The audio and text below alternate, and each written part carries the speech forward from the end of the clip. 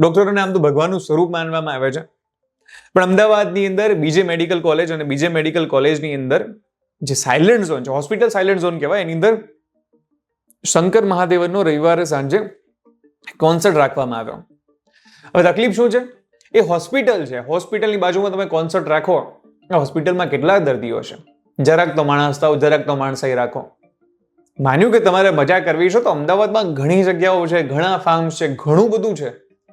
હોસ્પિટલના કેમ્પસમાં આવા કોન્સર્ટોને પહેલી વાર નથી થઈ રહ્યું. દર વખતે મીડિયા છાપે છે, દર વખતે મીડિયાની વાત કરે છે કે તમે કોન્સર્ટો રાખો, કોઈને વાંધો નથી, તમારે જેને બોલાવો એને બોલાવો, શકીરાને બોલાવો, રિહાનાને બોલાવો, તમને જેને પરવડે એને બોલાવો, પણ તમારી મજા માટે થઈને બીજા લોકોને હેરાન ન કરશો. આ હકીકત છે. આ પહેલી વાર નથી, તમે પણ પોતે આ ઘણી વાર સાંભળ્યું છે. એટલે જેટલા પણ લોકો છે, સુપ્રિન્ટેન્ડન્ટ છે, જે પણ લોકો છે, એમણે આ બાબતે ધ્યાન રાખવું જોઈએ, કારણ કે આ બીજે મેડિકલ ડીજે મેડિકલ થઈ ગયું છે. કન્ટિન્યુઅસલી પોતાની જાતને સિસ્ટમથી ઉપર સમજવા લાગ્યા છે આ લોકો. અમદાવાદ પોલીસને પણ વિનંતી છે કે આવા લોકોને મંજૂરી ન આપે, અને મંજૂરીની સાથે સાથે આવા લોકો સામે કાર્યવાહી પણ થવી જોઈએ, કારણ કે સાયલન્ટ ઝોન છે, હોસ્પિટલની અંદર કેટલા દર્દીઓ બીજે મેડિકલની અંદર હશે, કયા ડેસિબલ ઉપર સાઉન્ડ જતું હોય છે, શું વીતી હશે એમના ઉપર.